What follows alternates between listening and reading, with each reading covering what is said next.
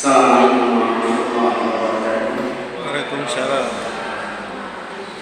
Innal hamdalillah nahmaduhu wa nasta'inuhu wa nastaghfiruh wa na'udzu billahi ta'ala min shururi anfusina wa min sayyiati a'malina.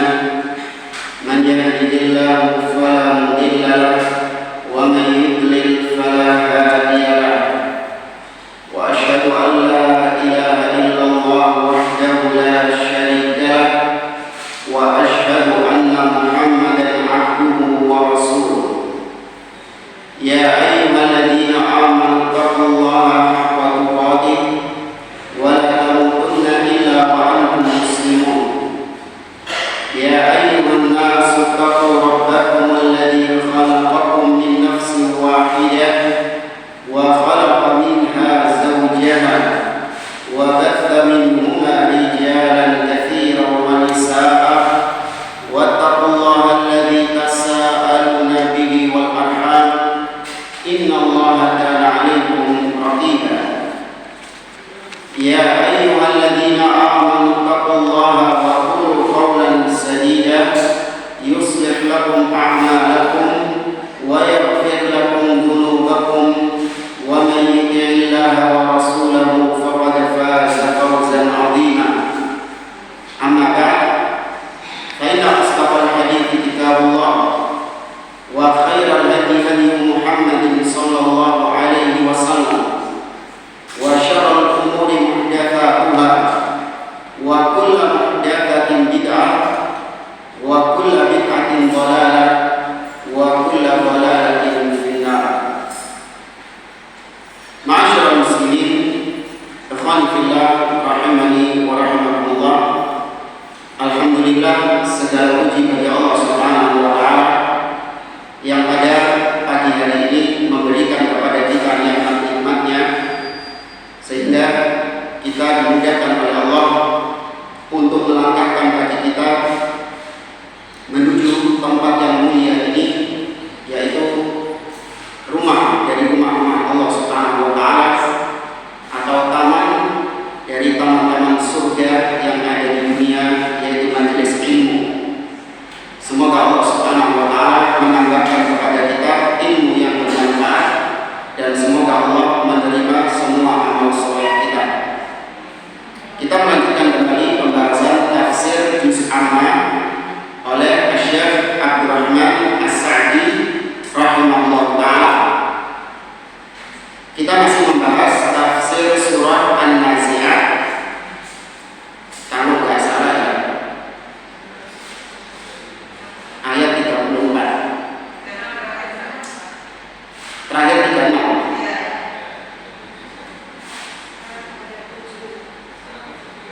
Oh sekarang 37 kelamaan juga. Baik, Allah Subhanahu wa taala berfirman, itu yang bawa bukunya, kalau yang cetakan aslinya, ya cetakan yang sesuai dengan buku aslinya, itu halaman 1073.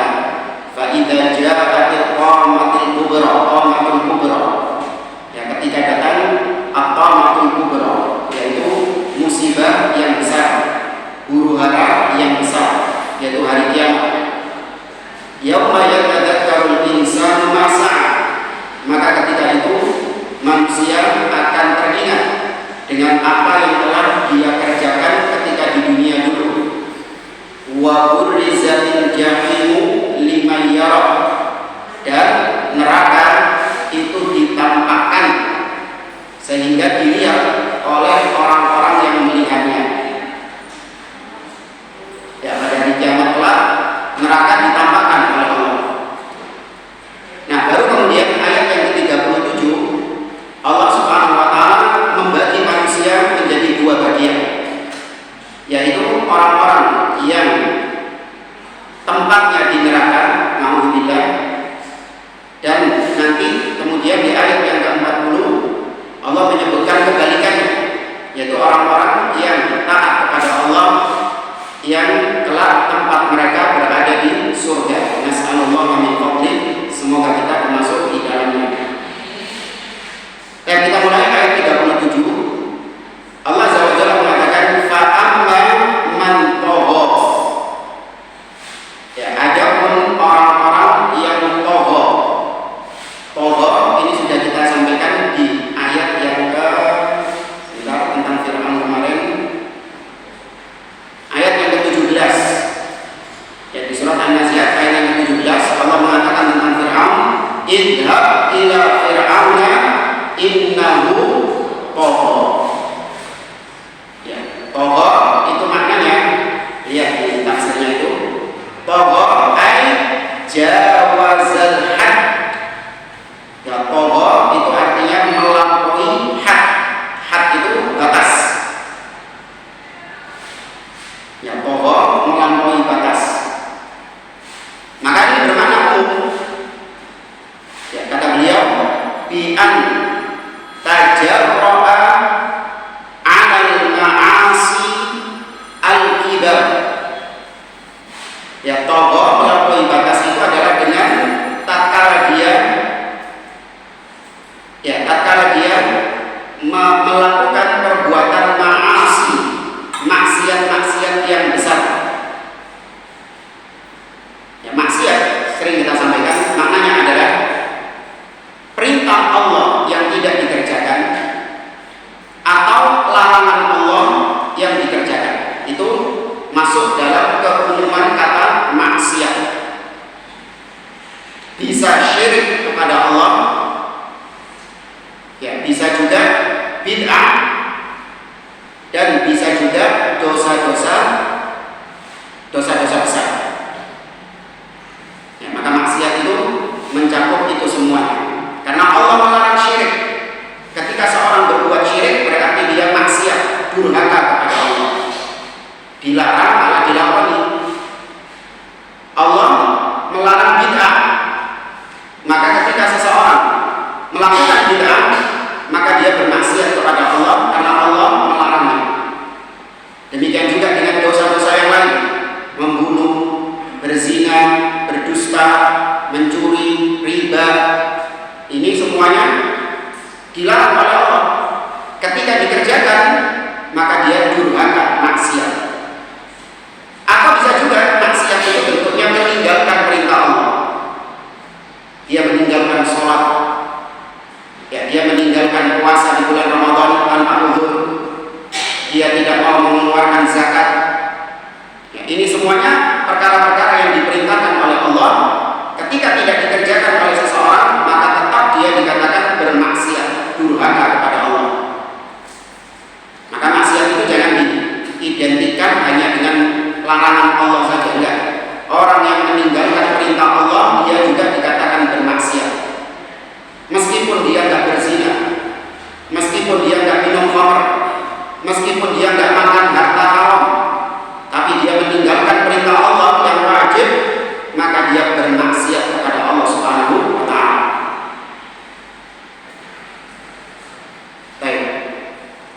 Kemudian kata Syekh di sini, wa lam yaktasir 'ala ma haddahullah. Dia tidak berhenti pada batasan-batasan yang telah Allah batasi. Ya, dia tidak mau berhenti, tidak mau mencukupkan dirinya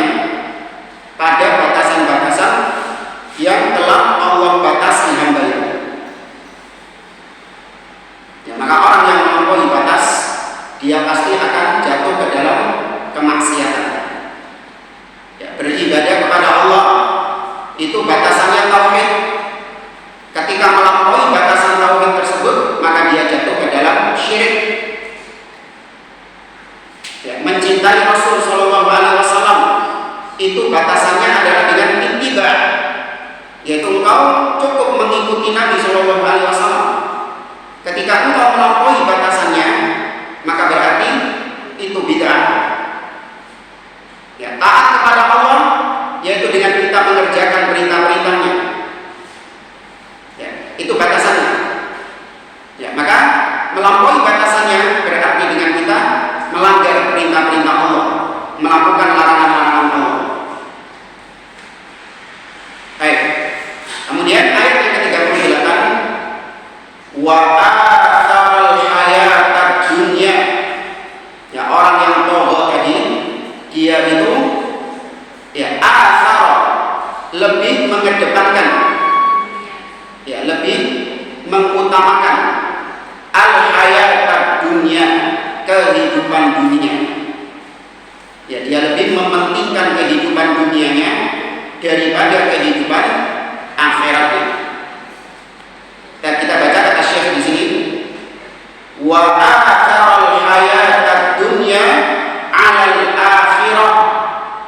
Dia mengutamakan kehidupan dunia di atas akhirat. Fasara sa'yuhu laha. Maka jadilah semua upaya-upayanya, usaha-usahanya yang ada di dunia ini, semua dia peruntukkan untuk dunianya tok. Bahkan kalaupun dia beramal, itu ujung-ujungnya tetap mengharapkan dunia.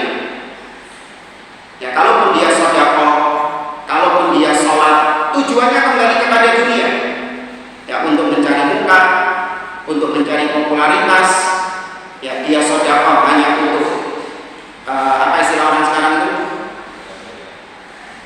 Pencitraan. Ya, hanya untuk pencitraan dan yang lainnya. Ya, dia beramal, dohirnya dia beramal untuk akhirat.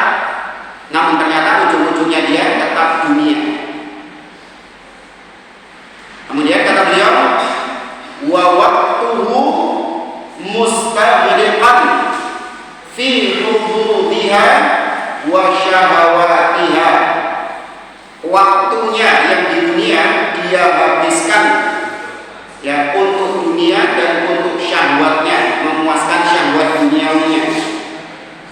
Ya, waktu yang Allah berikan di dunia ini gintekno, dihabiskan sama dia untuk dunianya. Wa nasyal akhirah, dan dia melupakan akhirat. Wa tarakal amala laha, dia meninggalkan beramal untuk akhirat tersebut. Ya, alhamdulillah. Dan ada orang-orang yang modelnya demikian, dan bahkan kita terkadang juga masuk di dalam yang alhamdulillah. Ya, di mana seseorang itu orientasinya hanya dunia, dunia dan dunia. Dan ini termasuk di antara jebakan syaitan. Ya, ini termasuk di antara jebakan syaitan. Iblis, ya Anda buka surat Al-A'raf. Ya, coba yang berusaha dibuka surat Al-A'raf ayat yang ke 16 dan 17. Surat Al-A'raf ayat 16 dan 17. Ketemu?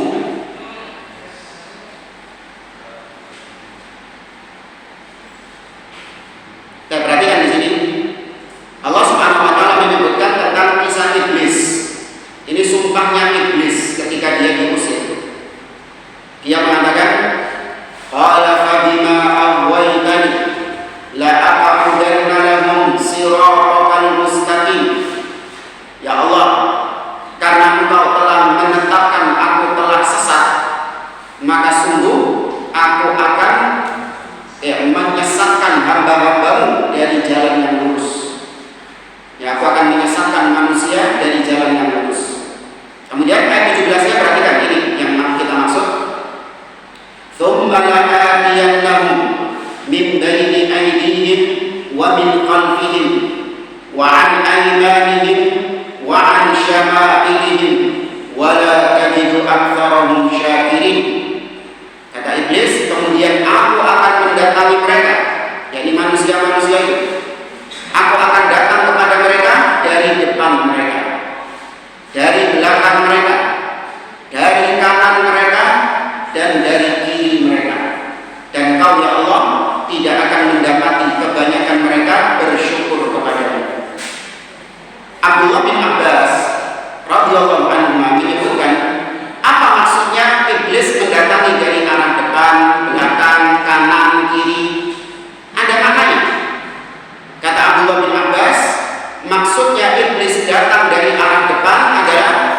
usyakikuhum fi akhiratihim. Aku akan menjadikan manusia itu ragu dengan akhirat mereka. Namanya akhirat itu ada di mana kita? Kita ini menyongsong apa? Kita berjalan menuju apa? Akhirat. Maka akhirat itu diibaratkan ada di hadapan kita, karena kita ini berjalan menuju akhirat setiap hari. Usia kita berkurang, itu sejatinya bukan ulang tahun tambah usia, bukan. Usia kita semakin berkurang, maka kita semakin dekat dengan apa? Dengan akhirat. Tapi iblis menjadikan kita ragu dengan akhirat itu. Orang takut akhirat itu. Jangan-jangan akhirat itu tidak ada. Tiwas kita ini di dunia sudah moyo ibadah, menahan syahwat kita, ya. Tiwas ngono tidak mau akhirat kita ono. Kita dibikin ragu. Ya, apalagi ditambah dengan sebagian orang yang minta pembuktian ilmiahnya tadi. Mana buktinya kalau surga dan neraka itu ada? Ya, apakah sudah ada yang pernah ke sana? Mana videonya? Mana fotonya? Ya, apa yang sudah pernah unboxing, review? Ya, apa sudah ada yang pernah mereview surga dan neraka? Ya. Maka kita dijadikan ragu dengan akhirat itu. Kemudian ini dari arah depan. Nah, kemudian dari arah belakang, iblis menggoda kita dari arah belakang. Apa dari arah belakang itu? Uraghibuhum fi dunyahum. Aku akan menjadikan mereka itu cinta dengan dunia. Ya, dunia diibaratkan di belakang. Kenapa diibaratkan di belakang dunia ini? Karena akan kita tinggalkan. Ya, belakang itu akan kita tinggalkan. Tapi iblis, syaitan membuat kita ini betah dengan dunia, cinta sama dunia. Ya, kita dibuat panjang angan-angan, seakan-akan dunia ini segalanya buat kita. Ya, ini jebakannya iblis, hati-hati. Kemudian dari arah kanan, apa maksudnya dari arah kanan? Usyabbihu alaihim amra dinihim. Aku akan hembuskan syubhat ke dalam perkara-perkara agama mereka. Ya, kita dijadikan ragu dengan agama ini. Kita dijadikan ragu dengan akidah ini. Ya, ini syubhat dari arah belakang. Kita yang sebelumnya sudah yakin, gara-gara ada syubhat jadi tidak yakin. Kemudian dari arah kiri, kira-kira apa kalau dari arah kiri? Lawannya syubhat apa? Gandengannya syubhat, syahwat. Ya, kalau dari arah kiri kata Abdullah bin Abbas, usyahhilahumul ma'asi. Aku akan syahwatkan kepada mereka maksiat-maksiat. Ya, aku akan syahwatkan kepada mereka kemaksiatan-kemaksiatan. Jadi kita dipacu, ya, diiming-iming atau apa? Dijadikan kepengen untuk memuaskan syahwat, baik itu syahwat dunia, baik itu syahwat harta, ya, ataupun syahwat yang berkaitan dengan kemaluan, atau syahwat yang berkaitan dengan jabatan dan yang lainnya. Ya, ini sekali lagi tipu daya iblis, ya, tipu daya asyaitan. Baik, para jemaah rahimani wa rahimakumullah, mengutamakan dunia daripada akhirat ini adalah penyakit yang hampir semua di antara kita mengalami kejadian tersebut. Ya, di mana kita lebih mementingkan kehidupan kita daripada kehidupan akhirat. Seakan-akan kehidupan akhirat ini sesuatu yang kita remehkan. Oh, gampang, Allah Ghafurur Rahim. Ya, gampang, pokok jariko. Ya, apa kata nanti sudah. Yang penting sekarang ini kita di dunia, maka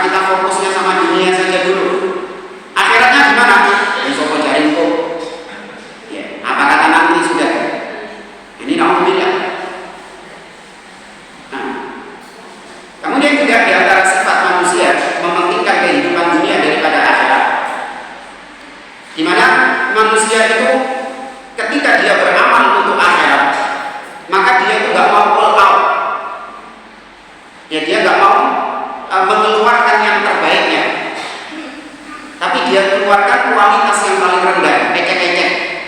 Kalau untuk akhirat. Tapi kalau untuk dunia nggak mau yang ecek-ecek dia. Dia maunya itu yang kualitas nomor 1, yang terbaik, yang paling bagus. HP, nggak belum sih ecek-ecek. Maunya yang paling bagus. iPhone piro tadi? Wah, apal kan? iPhone Pro Max. Ya, Pro Max. Ya Pro Max, karena orang kalau beli itu lambungnya sakit karena nggak bisa makan sudah. Tiap hari makannya Pro Max sedikit dulu. Soalnya gajinya nggak bisa mana-mana deh. Gara-gara tubuh iPhone.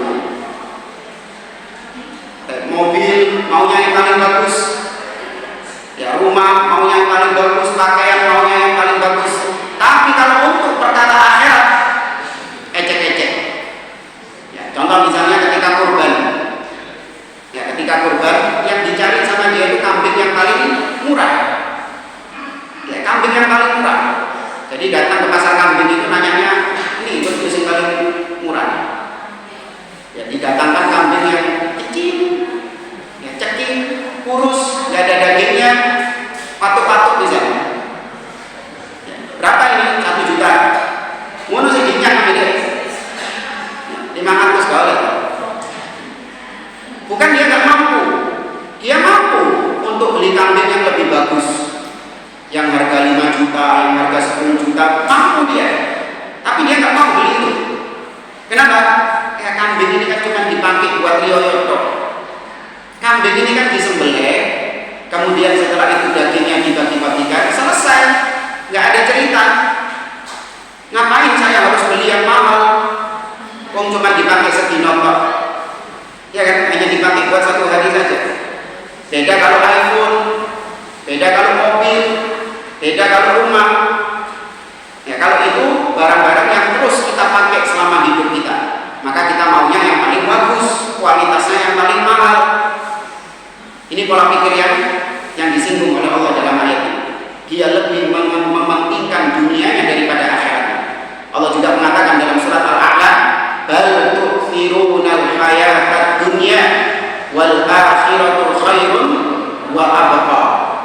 Ya, akan tetapi kalian lebih mementingkan kehidupan dunia kalian, sedangkan akhirat itu lebih kekal dan lebih baik.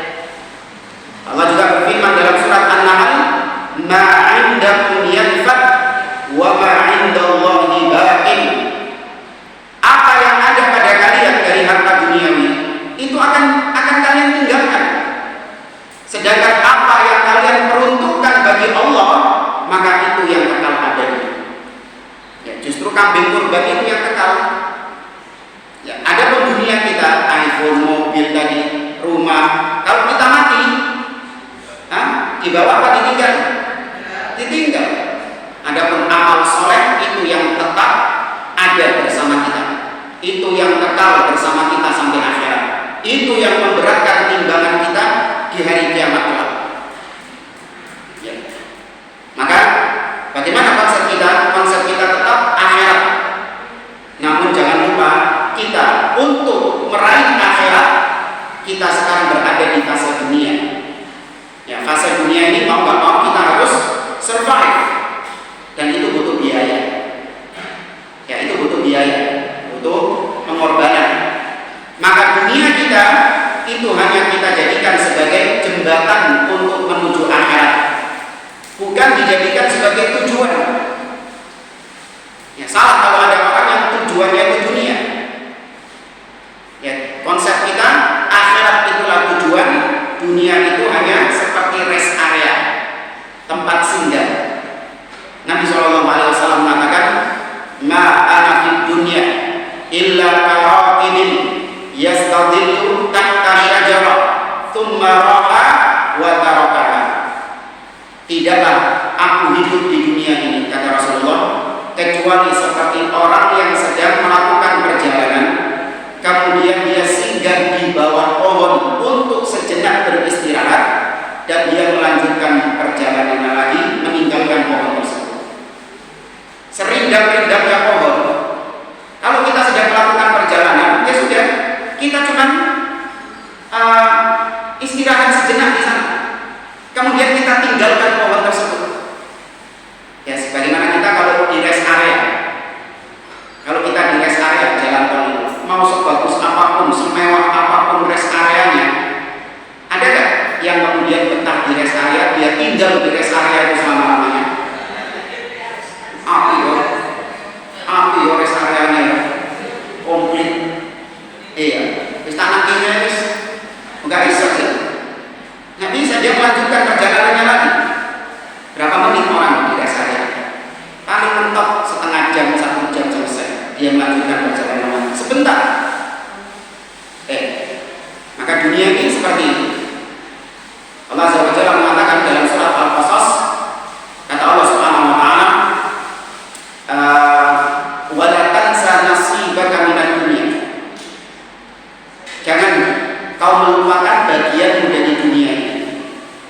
Ya betul, akhirat tujuan kita, namun jangan sampai kita melupakan bagian kita dari dunia ini. Artinya dunia ini tetap ya kita mementingkan dari sisi dengan dunia inilah kita bisa menuju akhirat.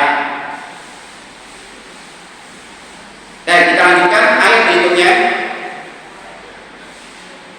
Ya kembali ke surat An-Nazi'at ayat yang ke-39.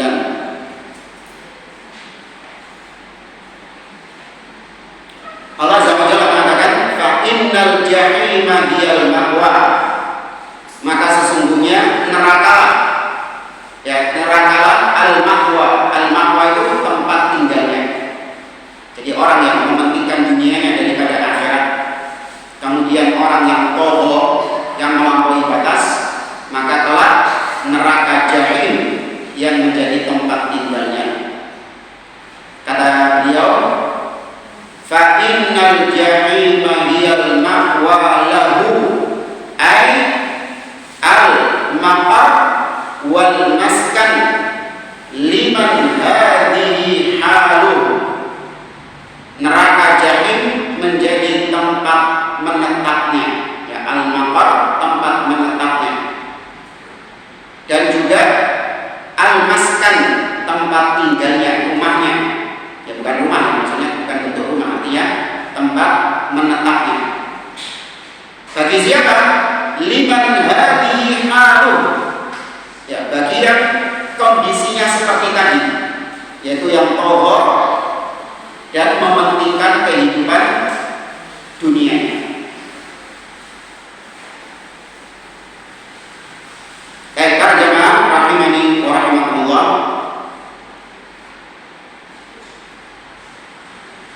Ya, itu singkat saja tafsir dari beliau. Langsung ke ayat yang ke-40. Nah, di ayat 40 beliau menyebutkan kebalikannya. Allah menyebutkan kebalikan dari orang-orang yang Allah sebutkan sebelumnya. Kalau sebelumnya Allah menyebutkan tentang calon penghuni neraka, alhamdulillah. Nah, sekarang ayat yang ke-40 ini Allah menyebutkan tentang penghuni surga. Nas'alullah min fadlih, semoga kita termasuk di antara mereka. Kata Allah, wa amma man khafa maqama rabbih wa nahan nafsa 'anil hawa. Kata Allah, adapun orang-orang yang takut akan kedudukan Tuhannya, kedudukan Rabb-Nya, wa nahan an-nafsa, dan dia menahan jiwanya, 'anil hawa, dari hawa nafsu. Ya, dia menahan jiwanya, menahan dirinya dari hawa nafsu. Baik, kita baca penjelasannya dari Syekh. Wa amma man khafa maqama rabbih ay khafa al-qiyama 'alaihi wa mujazatihi bil 'adli. Dia takut tatkala dia berdiri di hadapan Allah. Jadi maqama rabbih yaitu tempat berdirinya manusia di hadapan Allah. Karena kalau kita semua di akhirat akan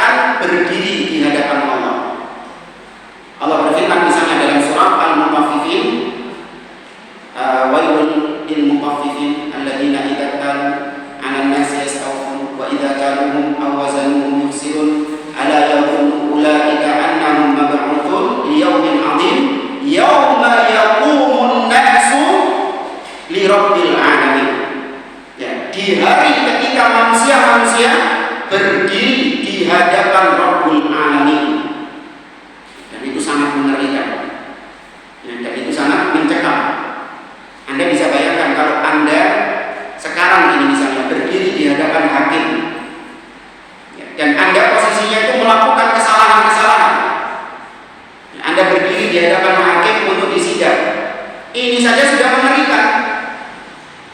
Ya. Apalagi kalau berdiri di hadapan Allah Subhanahu wa taala.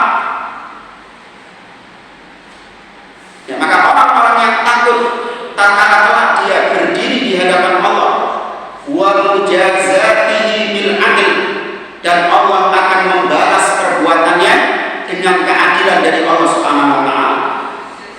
Kalau hakim dunia ini kadang tidak adil, yang salah dibenarkan, yang benar disalahkan. Ya. Kalau menerima uang maka dibenarkan orangnya, kalau tidak menerima uang maka disalahkan orangnya. Ini sebagian hakim-hakim di dunia seperti itu. Tapi kalau Allah Subhanahu wa taala Maha Adil, ya Allah Azza wa Jalla Maha Adil putusannya. Kemudian kata Syekh, fa'atharu hadzal khawfi fi qalbihi fanaha nafsahu an hawaha. Kenapa gitu? Oh, kaget ya.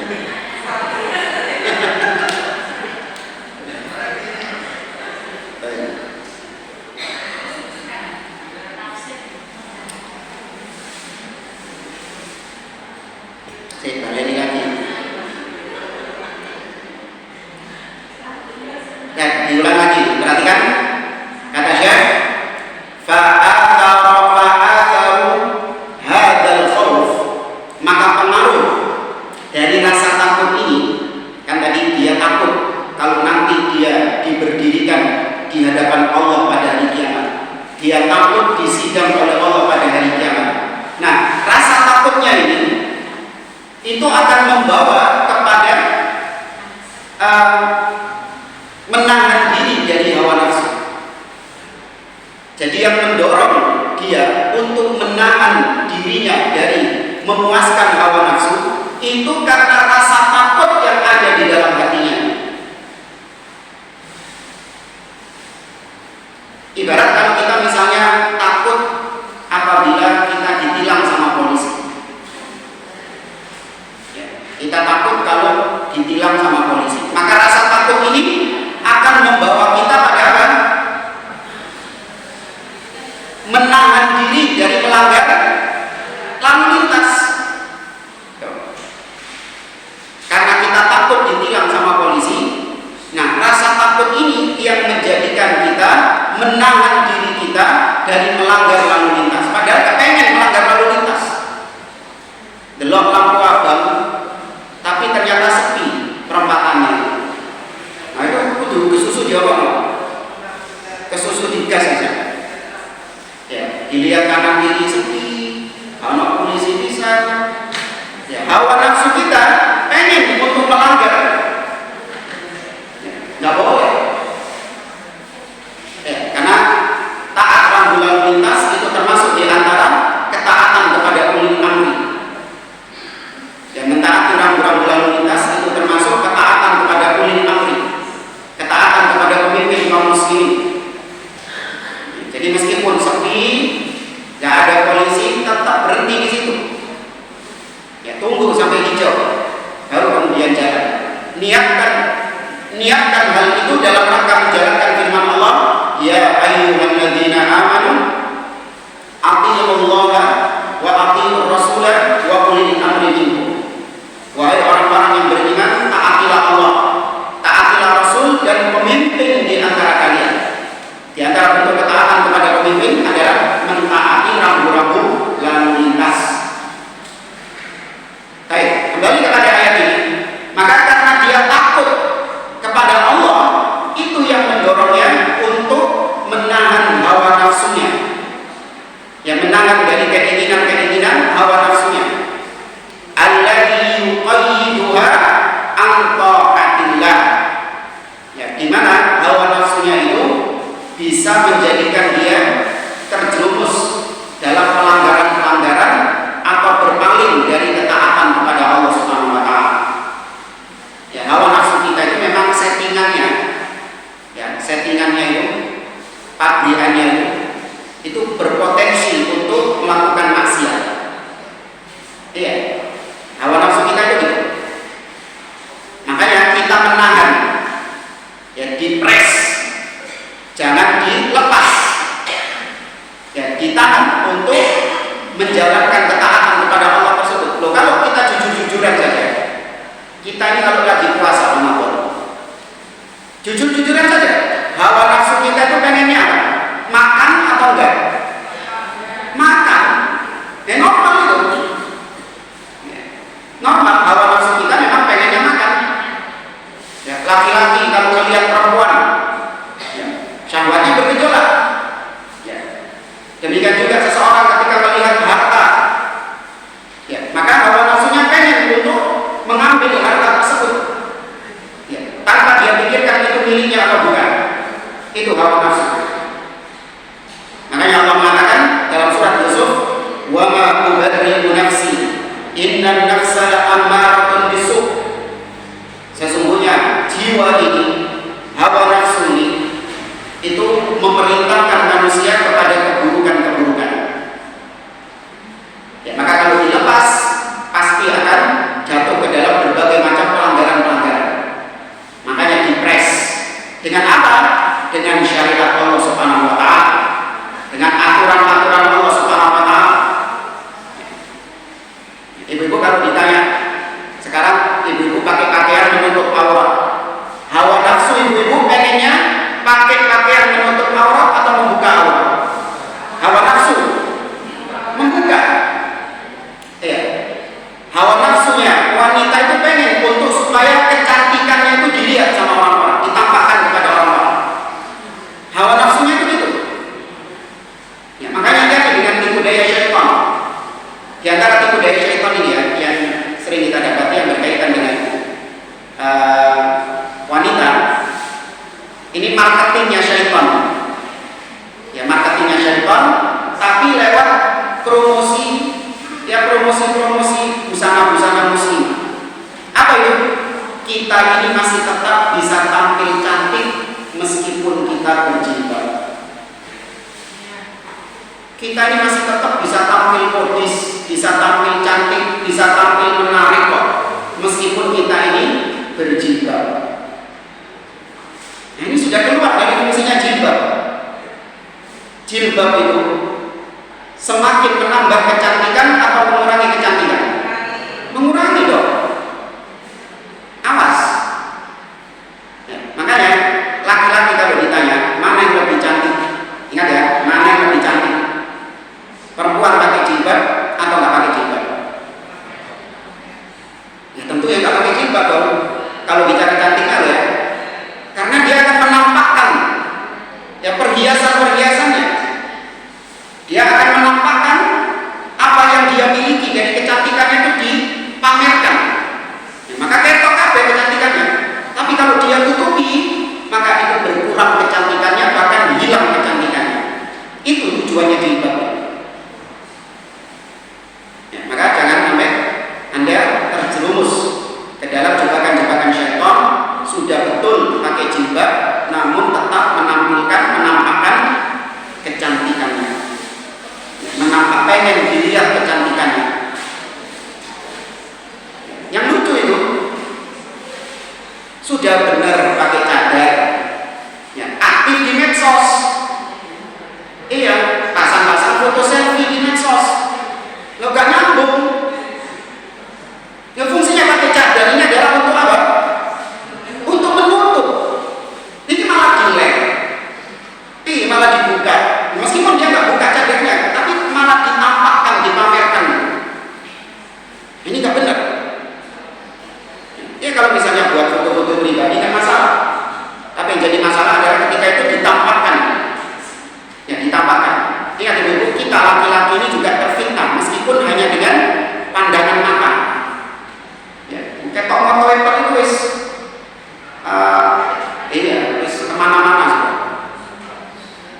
Soalnya kita bicara dari sisi pandang laki-laki, ya, yang lihat matanya saja, wah itu paling hidungnya begini, mulutnya begini, itu lihat. Baru tahu apa enggak?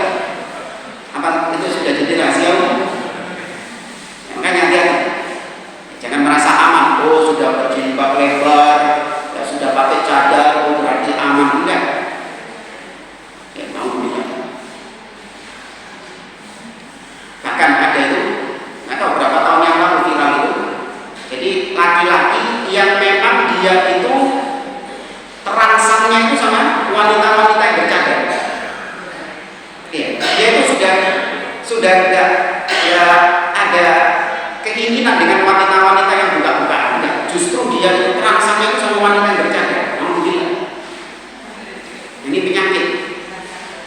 Kenapa? Karena dia sudah kulino dengan yang buka-buka ini. Oh, kok kulino? Terbiasa. Ya, ketika dia sudah terbiasa dengan yang model seperti itu, maka dia cari hal lain. Ketika dia sudah terbiasa, dia pasti akan mencari yang lebih liar lagi. Sampai akhirnya ada yang terangsang sama binatang. Iya. Demikian, karena dia sudah terbiasa. Maka dia cari yang lebih ekstrim lagi, lebih liar lagi. Makanya seorang itu diperintahkan untuk menundukkan pandangan. Ya, dia menundukkan pandangannya agar supaya dia tidak terbiasa dengan hal-hal yang demikian. Karena kalau sudah terbiasa, maka dia akan mencari sesuatu yang lebih lagi. Terus itu, mau begini. Oh, sudah bosan sama perempuan, sudah terbiasa dia sama perempuan, nyoba sama laki-laki. Alhamdulillah. Iya, sorry jemaah. Sama laki-laki. Oh, sudah terbiasa sama laki-laki, sama boneka. Oh, sudah terbiasa sama boneka. Sampai tadi paling puncaknya sama binatang. Alhamdulillah. Maka sekali lagi hawa nafsu ditahan. Kata beliau, wa sara hawahu tab'an lima jaa bihi rasul. Maka jadilah hawa nafsunya itu mengikuti syariat yang telah didatangkan oleh Rasulullah sallallahu alaihi wasallam. Syariat yang dibawa oleh Nabi sallallahu alaihi wasallam. Wa jahadal hawa wa syahwa as-sadina 'anil khair. Dia berusaha, berjibaku. Dia berjibaku. Kita ini menahan hawa nafsu itu angel tak gampang. Angel susah. Ya, maka berjibaku dia. Struggle. Ya, menahan hawa nafsunya itu, menahan syahwatnya itu. Di mana syahwat ini bisa menghalangi seseorang dari kebaikan-kebaikan. Maka barang siapa yang demikian, fa innal jannata hiyal ma'wa, maka surgalah tempat tinggalnya. Al jannah al mustamila ala kulli khairin wa sururin wa na'imin. Surga yang meliputi di dalamnya segala macam kebaikan-kebaikan, semua kebahagiaan-kebahagiaan dan kenikmatan-kenikmatan. Hiyal ma'wa, itulah tempat tinggal liman hadza wasfuhu, bagi siapa yang tersifati dengan sifat tersebut, yaitu yang takut ketika dia dibangkitkan oleh Allah, ketika dia berdiri di hadapan Allah dan dia menahan syahwatnya dari kemaksiatan-kemaksiatan.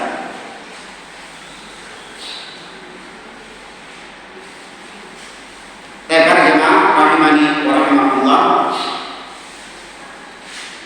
Di sini kita tambahkan dari tafsir Syekh Muhammad bin Shalih Al-Utsaimin, muridnya penulis yaitu Syekh Abdurrahman As-Sa'di. Ini nggak ada di buku ini materi tambahan. Dan kita ringkas. Ada di sini disebutkan kata-kata an-nafs wa nahan nafsa. An-nafs atau nafsu itu di dalam Al-Quran terbagi menjadi 3. Ya, penyebutan nafsu itu di dalam Al-Quran terbagi menjadi 3. Yang pertama adalah an-nafsul mutmainnah. Ya, bisa dikatakan an-nafsu al-mutmainnah. Dalilnya ayat apa? Akhir surat apa? Ya ayyatuhan nafsul mutmainnah irji'i ila rabbiki radiyatan mardiyah. Surat apa? Al-Fajr.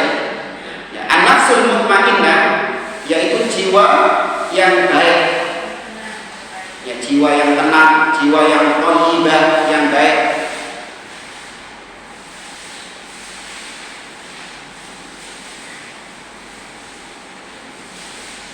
Sudah? Baik, yang kedua yaitu an-nafsu al-ammaratu bisu, yaitu jiwa yang memerintahkan kepada keburukan.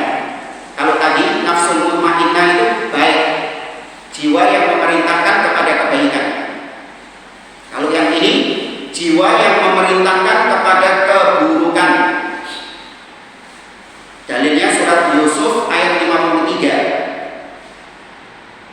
Tadi yang saya baca, wa ma ubarri'u nafsi innan nafsa la'ammaratun bisu.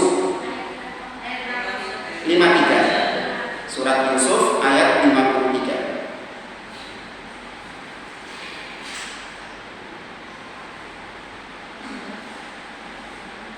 Dan itu model yang kedua, jiwa yang buruk yang memerintahkan kepada keburukan. Nah, yang ketiga adalah an-nafsul lawwamah. Yang ketiga, an-nafsu al-lawwamah, yaitu jiwa yang protes, mencela. Ya, jiwa yang mencela atau memprotes. Dalilnya surat Al-Qiyamah ayat yang kedua. Ya, surat Al-Qiyamah ayat yang kedua.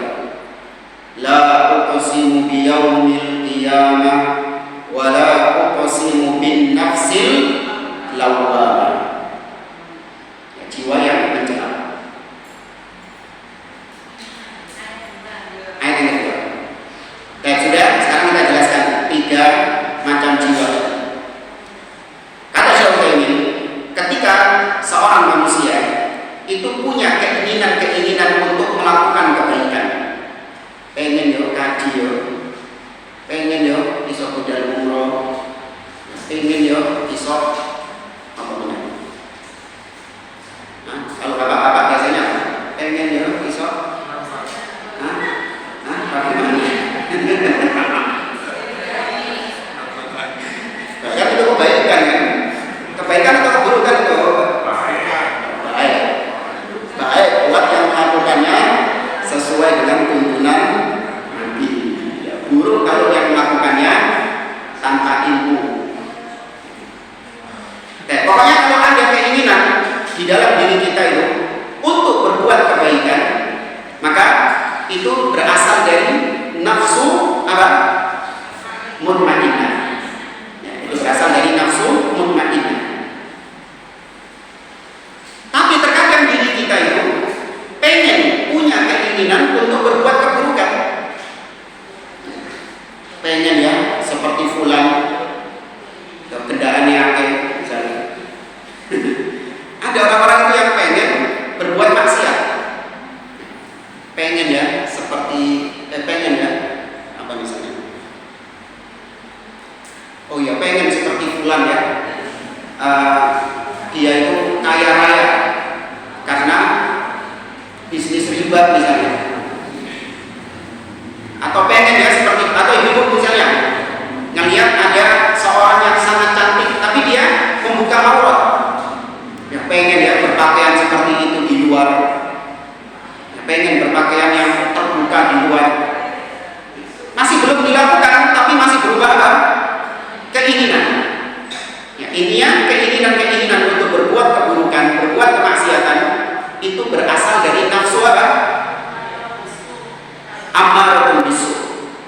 Ya, jiwa yang memerintahkan, mengajak, menyeru kepada keburukan. Masih belum dilakoni. Ya, paham ya? Karena kita yang dua ini nggak seberapa ribet kok memahaminya.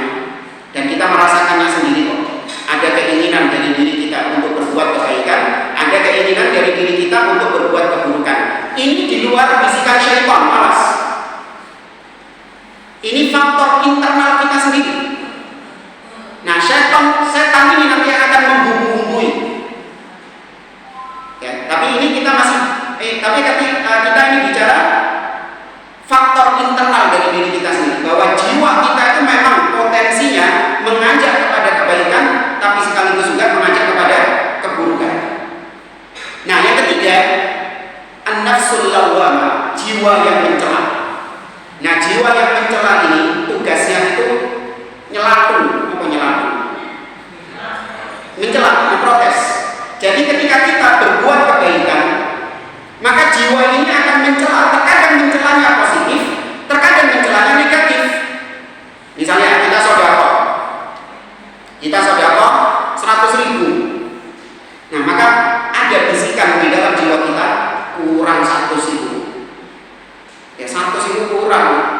lo duitmu akeh kok.